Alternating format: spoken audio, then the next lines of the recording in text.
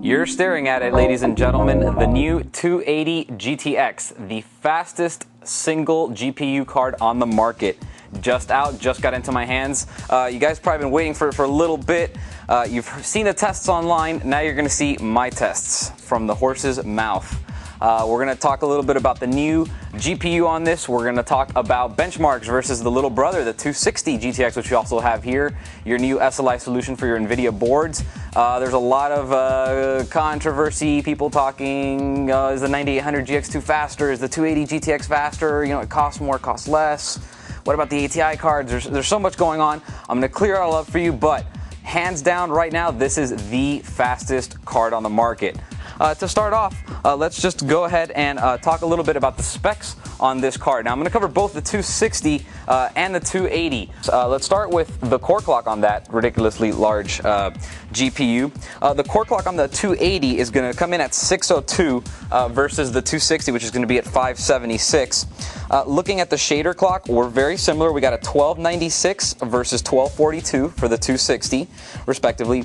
Now, memory is a big deal. They're still using the DDR3, but they have the bandwidth, the interface is ridiculously large on this card. We're looking at, on the 280, 1107 megahertz.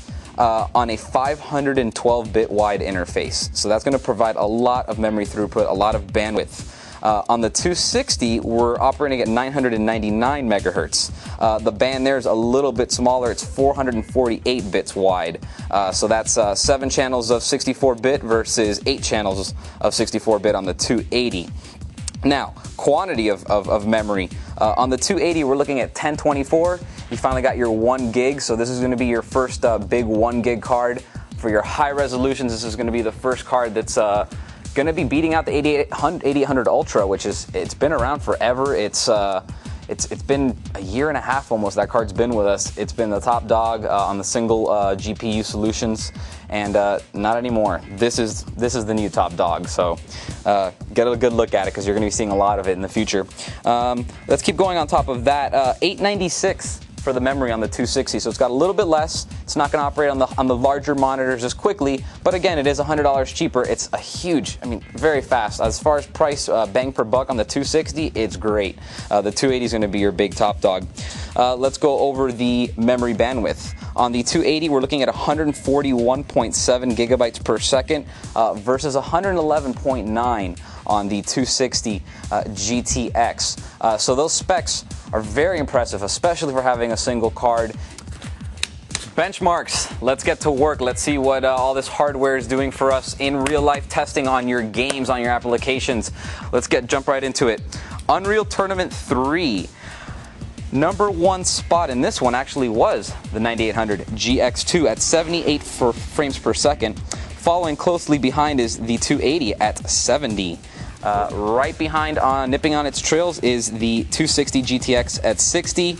And then, you really see the advantages there of the dual card and then the new GPUs, because the 8800 Ultra only came in at 56, and the 9800 GTX, which is brand spanking new, just came in at 46. So that's pretty impressive for these new cards from NVIDIA. Now, that was at the 30-inch resolution. High details, no filters, no anti-aliasing, no anthroposcopic filtering, but we did, kick it up to 2560 by 1600 lines of resolution.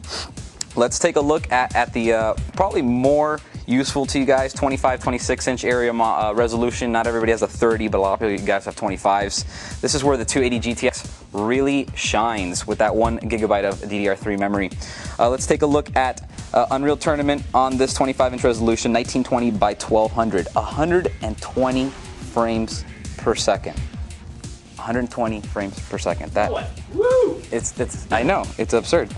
And right behind it, well, actually quite a bit behind it, at 101. The next closest one is 101. That's just nuts. They're behind by 19 frames per second. The 9800 GX2. The 260 came in at 83. The 8800 Ultra at 80. And the 9800 GTX at 74. So those are some pretty impressive benchmarks, starting from the 9800 GTX, which is the mid-range card now, being replaced by the 9800 GTX Plus soon. But you're talking something as low as 74 all the way to 120 frames per second. So you're almost doubling your FPS. So that's very impressive. Let's jump into Call of Duty 4, one of my personal favorites. I just love blowing things up on the internet, and multiplayer, it's too fun. I wish I could play against the people that are playing on console so I could just kill them, because I know they can't play as fast as I can with my mouse and my keyboard. Anyhow, let's get into Call of Duty 4. This is again the 30-inch resolution, which is the 2560 by 1600 frames. The 280 GTX is doing 64 frames per second. So that's obviously very playable, not a problem at all on a 30-inch monitor, full resolution. Right below it, 0.1 frames less. So let's just round it up and say it got the same score as the 9800 GX2. Now the 260 GTX came in at 50, the 8800 Ultra at 40, and the 9800 GTX at 39, just 1 frame less. So those are some interesting benchmarks, to say the least. On Call of Duty 4, we're matching the GX2, whereas on Unreal Tournament 3, the GX2 kind of won out on the bigger, but lost on the smaller monitor. So kind of interesting. Let's take a look at 24-inch resolution. The 9800 GX2 came out on top on this one. That makes it's crazy. It's all over. One card's here, one card's there. So you're seeing that these cards are pretty comparable. But 90 frames per second for the GX2, 82 frames for the 280 GTX. The 260 came in at 64, the Ultra, 8800 Ultra at 53, and then matching it, the 9800 GTX also at 53. Again, this is 1920 by 1200, everything cranked up to the max, no filters, no anthroposcopic filtering, no anti-aliasing. But everything else cranked up max to test the cards as good as possible. All right, and now the game that you're all waiting for. Crysis! Yes, Crysis. You know it. Crysis is probably one of the most demanding games of your video cards, of your computer in general. Quad core optimized. Nobody can get these things to run on high resolution. It's a tough game. So let's go ahead and jump into the benchmarks and take a look at it. The 280 GTX came in at 24 frames per second. The 260 at 20, the 8800 at 17.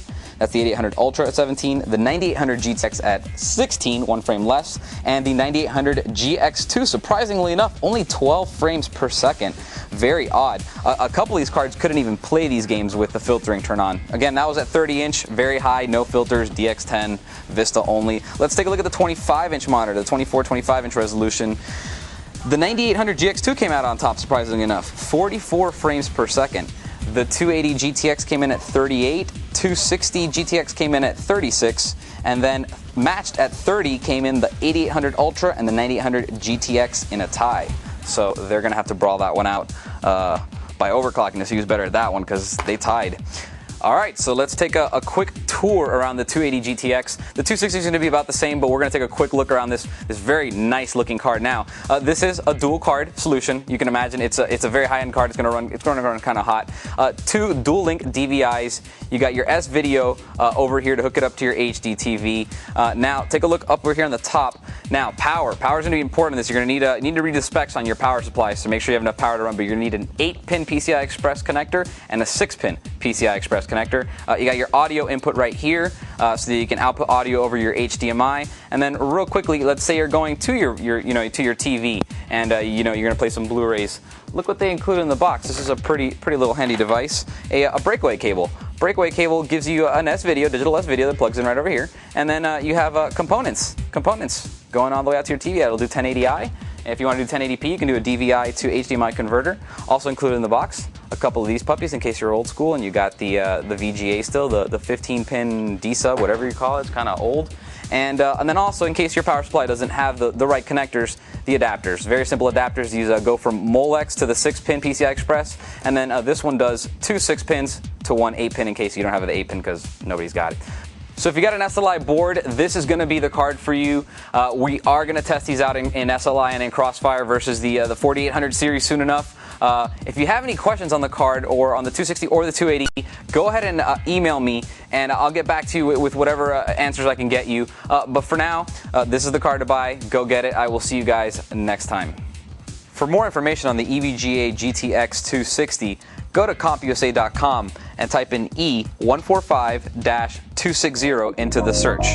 For more information on the GTX 280, type in E145-280, or you can call us 24 hours a day, 7 days a week at 1-800-CompUSA.